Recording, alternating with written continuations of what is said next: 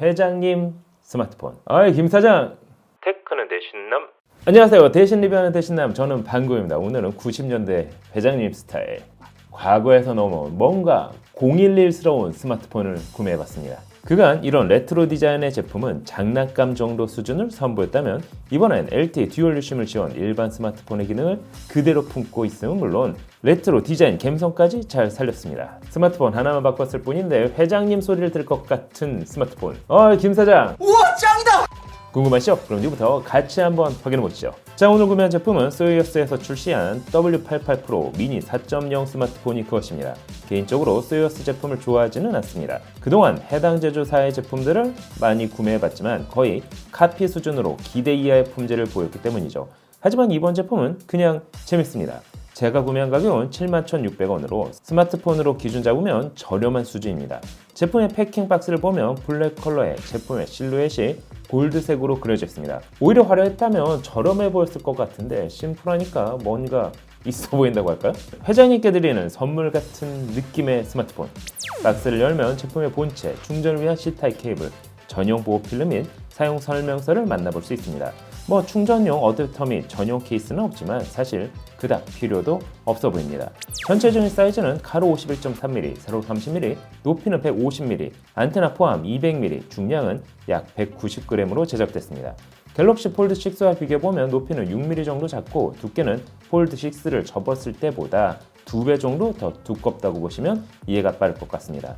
전체적인 컬러는 블랙, 하지만 고급스러움을 더하기 위해 플라스틱에 가죽에 아진 레자 느낌의 무늬를 넣어 회장님 폰의 감성을 살렸습니다. 그냥 이 폰으로 통화를 하는 것만으로 회장님 소리를 들을 수 있을 정도의 보스라 할까요? 일단 식당에서 전화 한 통 받았을 뿐인데 인싸가 될 수 있습니다. 지금 보기 힘든 스마트폰의 안테나를 하늘 높은지 모르고 거의 40mm 높이로 제작했음은 물론 전원 버튼 및 볼륨 버튼도 약 20mm 사이즈로 길게 디자인했습니다. 스피커는 상단, 마이크는 하단에 배치해 지금은 보기 힘든 집 전화기의 디자인을 그대로 복원했습니다.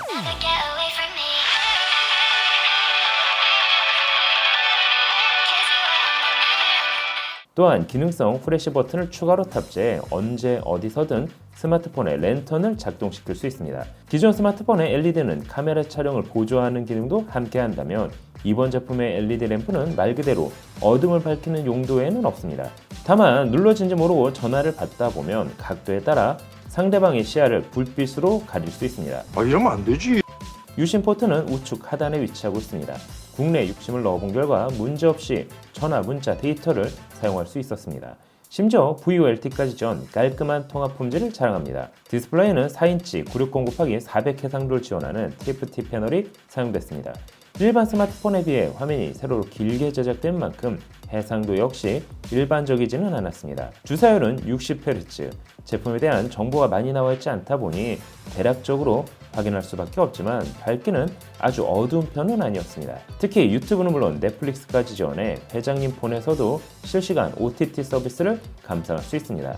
다만 와이드바이 에런 인증을 받지 못해 넷플릭스는 SD 해상도에서만 감상 가능했습니다. 그 외에 웨이브, 디즈니 플러스, 티빙 및 쿠팡 플레이 이르기까지 대부분의 OTT 서비스를 이용하는데 별다른 문제가 없었습니다. 그럼 회장님 폰의 하드웨어 스펙은 어떨까요? CPU는 미디어텍 MT6739CW가 사용됐습니다. 주로 저가형 스마트폰에 사용되는 AP로 1.28GHz의 쿼드코어 구성을 지원합니다. 성능은 기대하기 어렵지만 4G LTE와 함께 VoLTE를 지원해 전화 통화를 하기에는 큰 불편 없는 스펙을 자랑합니다.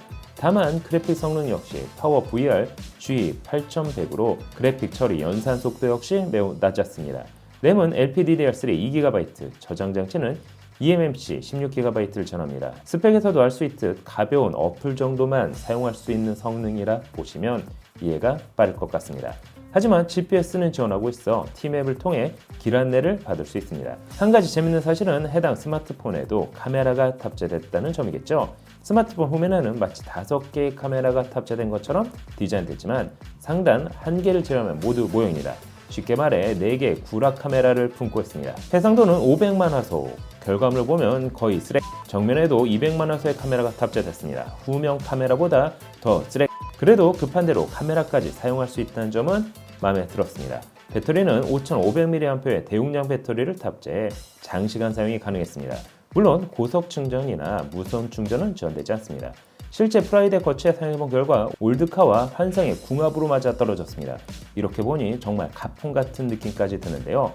7만원대 구매한 레트로 스마트폰, 최신 스마트폰의 성능을 기대했다면 구매하지 않는 게 정신건강에는 이로울 수 있습니다. 하지만 전화통화 및 문자 사용에 있어 어려움이 없는 만큼 레트로 디자인을 좋아하시는 사용자에게 서브폰 정도 혹은 인사폰 정도로 활용해 보시는 것도 좋을 것 같습니다. 여러분이 보시기엔 어떠신가요? 회장님 스마트폰.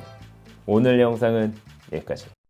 패션알땀부터가 가전제품까지 그 선택은 언제나 완벽해. 실패한 적이 없어 믿고 맡길 수 있어. 대신 사는 남자 그는 나의 구세주.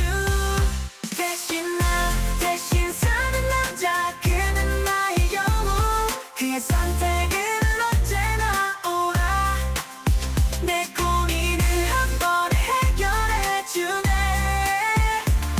대신 사는 남자 그는 나의 구세주. 개 허접한 게 단돈 5만원. 말도 안 돼. 줘도 안 먹을 것 같은 게 단돈 68,000원. 미쳤군. 가성비가 사망했잖아. 도와줘요. 말방구 가성비. 찾았다. 너에게 딱 맞는 가성비. 말방구 가성비.